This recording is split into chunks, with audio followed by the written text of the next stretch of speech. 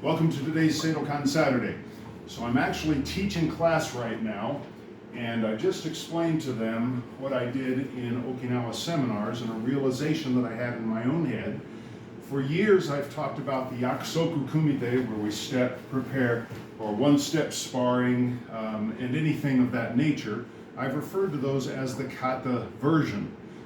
What I failed to do until I was teaching my seminar in Okinawa was connect the idea of, with any other kata, we have a bunkai. So with Nick, if we're doing judo, for example, we would bow to each other, we would step forward, right foot forward just to start, we'd take our kumikata grip, and we would go side step, side, and then I'd sweep, and that would be the kata version.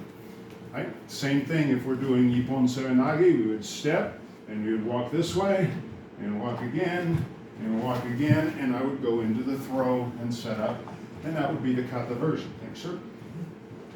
But when you compete in judo, there are all sort of externalities and setups and considerations that you have to do because it becomes much more combative than that really stoic. Our yakusoku kumite, which everybody makes fun of, nobody punches like that. Well, in judo, nobody walks like that either. But that's a learning tool to first learn what the technique is. I saw a comment on someone else's video of the Goju-ryu yakusoku, prearranged kumite, which tends to have more of a back and forth. But the comment was, that was so unrealistic. What can you possibly learn for that? It's got to be spontaneous and so forth. People who make those kind of comments don't understand the learning process of physical techniques anyway. Before I go swim in the ocean waves, I have to learn to swim in a static pool. Before I learned to swim in a static pool, maybe my instructor had to hold me while I just worked on the stroke. There are levels. I don't just go out and scrimmage every day in football.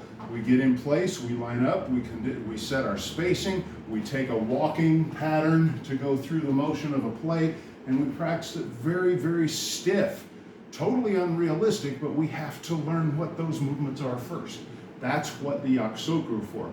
However, we then do have to get to a point where there's at least light scrimmage or full scrimmage, if you will, and we haven't been doing that with my yakusoku kumite. I've taught that they were kata, and then I went to Pankowicz Sensei's dojo at the Sato dojo in Okinawa, and he does Matsubayashi ryu, and he was teaching the first three of their yakusoku, which are like the Goju-ryu, back and forth. There's a punch, a block, back and forth, very set and structured. And he said to the black belt working with me, just do the kata version. And a ding went off in my head. So let me have you two, if you will, please.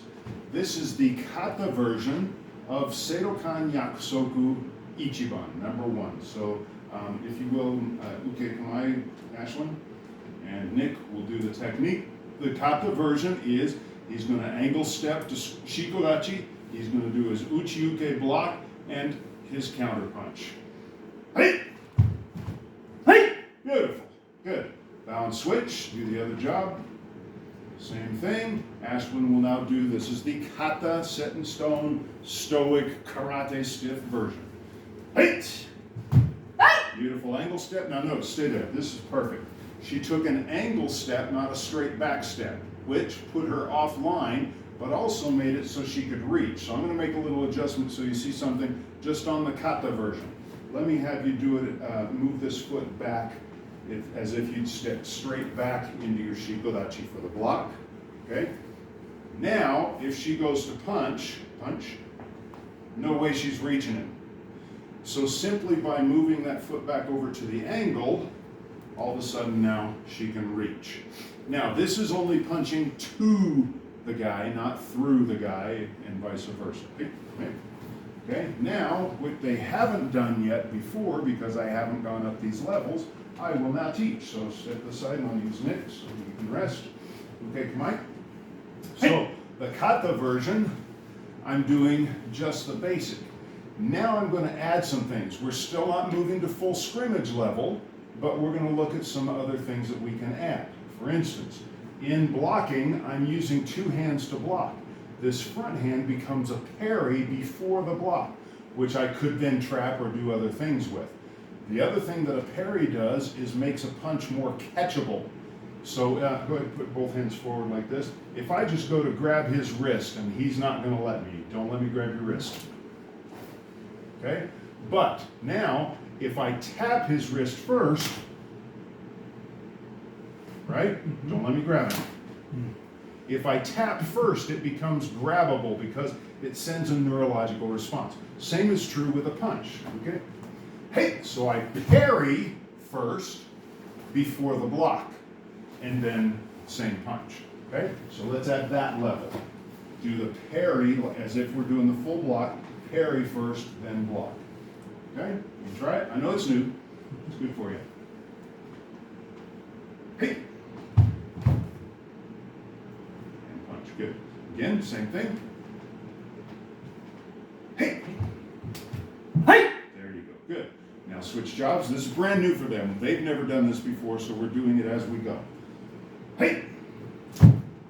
Nice. Good double circle. Good. Up. Again. Now they have learned what I call the double circle blocking system, so we've incorporated parries. This shouldn't be too big a step for them. Hey! Oh, you forgot your shiko on the block. Up. Yeah, make sure the first stance is shiko. One more time. Hey! Good. Now, up. About each other. The point of the parry was, what did I say it was? It was to facilitate grabbing the punching hand. So the next level, hey, I'm going to parry block. Now I'm going to use, we talk all the time about the hikite, but we haven't really incorporated it yet. I'm going to parry block grab and do the punch. So now I have force coming at me. This again emphasizes why I want to start at a 45-degree angle, because when he's straight on, I could be straight on and punch flat surface. But when I pull, now he's turned, making that alignment toward his flat body, again, that 90-degree impact. Okay? So we're going to block, parry block, grab, pull punch. Okay? Ready? Let's try it. Yep. We'll each take a turn. That's one. Hey! Parry block, grab, pull punch. Good. Up. Put it together. Make sure it's block first, then grab. Hey! Up. You didn't. You're uchuke. Yeah, you're doing knife hand, double circle. That's okay. That's another variant, but that's not where we're going. Hey! There you go. Good. Nice pull. Okay, Ashlyn, your turn. Hey! Parry block. Make sure you're square when you block. Okay, and then turn punch. Up again. Hey! There it is. Nice. Good. About each other. So that would be another level that we could add. Now, I'm just going to go to this next level, and then I'll talk a little bit down the road of some of the other techniques. When we do my 8-point blocking system, where we're doing uchiuke, we then evolve to 8-point blocking with the strike. So there's a punch that follows. It's already built in to our basic block, right? If I'm just doing basic block, now I'm going to get this hand ready. Hey, look, that hand comes forward, so the punch is kind of hidden in there anyway. Now, I've taught this way back in my Orange Belt videos. You can go look through that playlist and find it. But now I'm going to use that concept. Hey, so I parry block, stop that punch from coming. This buys me some time because, again, now we're approaching real life. When he punches here, that next punch is going to be coming. Now it's not coming so much. Okay? Now I'm going to do that quicker so I can get a hold of this hand. So I'm doing the block, parry, block with the strike. Yeah, and bring this up or don't bring it at all. Then I'm grabbing, pulling in the punch, so without this punch. Hey. Parry, block, strike, grab, pull, punch. Slower. Hey. Parry, block with strike, pull, punch. Hey. Kind of? Yeah. Let's try it. Don't have to go fast because I know that we have never done this before. Okay. Hey. Parry, block, strike, grab, strike, grab, pull, punch. There you go again. Hey. Parry, block with the strike, pulling, punch. Good. Ashlyn. Hey. Parry, block with the strike, pulling back as you punch. Nice, good. Again. So you have the advantage of watching it more times. Hey! Good, do it again, so make sure to block first. Parry, block, hey! With strike, then pull punch. Good, up. All right, on each other. Nice. Okay, I think I want to go one more level. Okay, this is going to take us a little closer to reality. Now, I mentioned this when I was teaching in Okinawa, and I've mentioned this before in other videos. One of the problems that we have frequently as karate teachers teaching students is we want to work against a variety of different kinds of attacks. I went to do a technique against a wrestling takedown, but nobody in my dojo is a wrestler, and so I didn't have a skilled wrestling takedown to work against. We talk about using a street punch, but we get so conditioned in karate to doing, I did this with Brandon Nix, Sensei Nix's son Brandon, and I said, okay, throw a street punch, and he threw a beautiful boxing cross. And I said, well, that was good, but it's not what we would term a street punch, an untrained fighter punch. So we have to sort of simulate on the attack what the untrained fighter punch might be, which in this case is the stepping with the opposite foot and the swinging haymaker. Go slowly, and we're going to put all of the same things I just did. Now I'm changing not my defense. I built up that level of defense. Now I'm changing the attack. So he comes with the haymaker, parry, block, punch, pulling, punch. And we have the exact same thing, but with a more realistic attack. Okay, again, same punch, swing at me. Yeah. Now I left out the punch that time. I got in a hurry. Hey. If he's coming with that second punch, hey. I may not get the grab, but this is definitely going to stop that punch. Now I'm not going to really hit him, but would that stop the punch if I did? Yeah. Let's do super slow-mo. Notice how that stops that punch. Maybe I grab this hand and punch. Still works. Okay?